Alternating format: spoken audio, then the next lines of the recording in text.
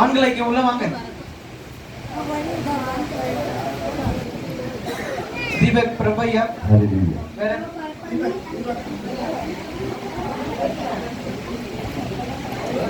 சாமி சாமி சாமி ஐயா ஆரம்பிச்சா சீக்கிரம் வாங்க. சாமி தீபக் டோக்கன் கிடைக்குதான் சாமி. வாங்க சாமி. என்ன சாமி இவ்வளவு லேட்டா பண்றீங்க சாமி?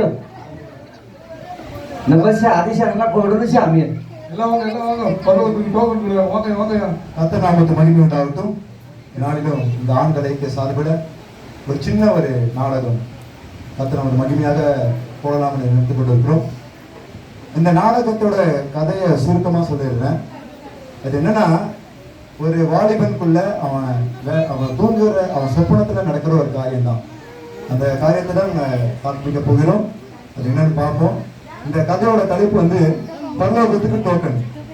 சொல்லுங்க, பரலோகத்துக்கு டோக்கன். சரி, ஆரம்பிப்போம். அந்த கதையில இப்படியாக முதலாவது ஒரு காய் ஆரம்பிக்குது. ஹலோ சாமி சாமி சாமி வாங்க சாமி. பரலோகத்துல டோக்கன் கொடுக்குறாங்க சாமி. வந்து வாங்கிக்கோ சாமி.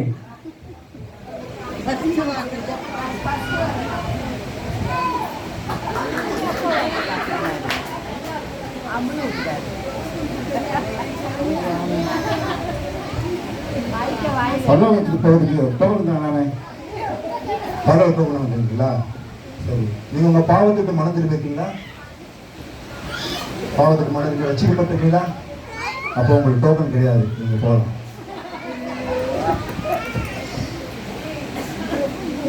எல்லாருக்கும் டோக்கன் என்ன இப்படிதான் பரவாயில்ல போதியா?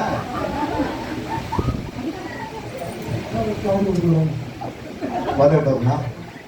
நீங்க ஆண்டவர் இயேசு ஏற்றுக்கீங்களா? ரட்சிக்கப்பட்டீங்களா? சபைக்காவது வருவீங்களா? அப்போ உங்க டோக்கன் கிடையாது, நீங்க போகலாம். எல்லாம் சோகமாவே போறாங்க. ஐயா நீங்க போய் என்னன்னு கேளுங்க. அது என்னன்னா சாமி, வீட்டு மனைவி கொண்டு வரணும் சாமி. அப்புறம் சாமி ஒரு அற்புதம் நடக்கும். நம்ம டோக்கன்லேயே பெரிய விஷயம். மனைவிலாம் நம்ம வாய்ப்பு வாங்க முடியலையா? நம்ம தான் அழைப்பு கொடுத்துருக்காரு ஆண்டவர், நம்ம தான் போனோம். அவங்களுக்கு ஒரு அழைப்பு கொடுப்பாரியா, அவங்க வருவாங்க. கொடுக்குறப்ப நம்ம போயினையா? அது நம்மளும் அதை ட்ரை பண்ணல ஐயா. என்ன சாமி இப்படி பேசப்பட சாமி?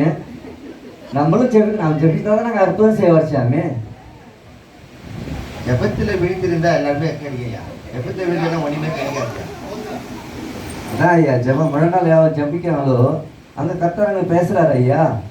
நம்ம இயேசு சுவாமி எப்போதும் நம்மளை நேசிக்கிறவரா இருக்கிறார் ஐயா. யாரும் இல்லையா? ஐயா எனக்கு பரலோக போகிறது டோக்கன் இல்லையா? டோக்கன் என்ன உங்களுக்கு? சரி, நீங்கள் என்ன பண்ணுறீங்க? உங்கள் பேர் என்ன?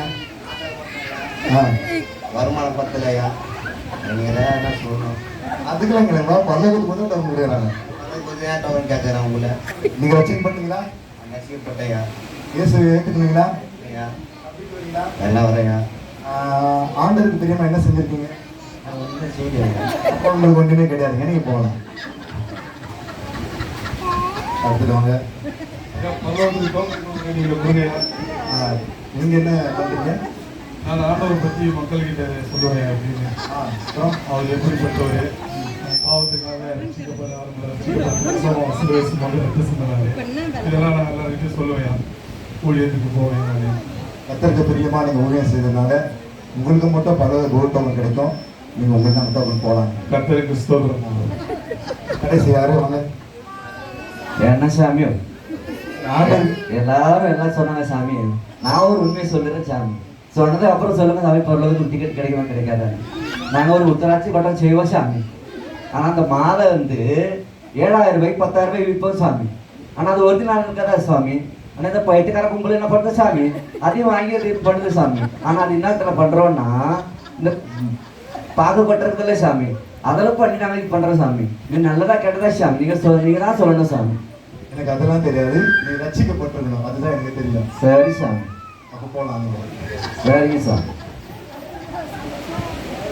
இப்படியாக இந்த சொப்பனம் முடிகிறது.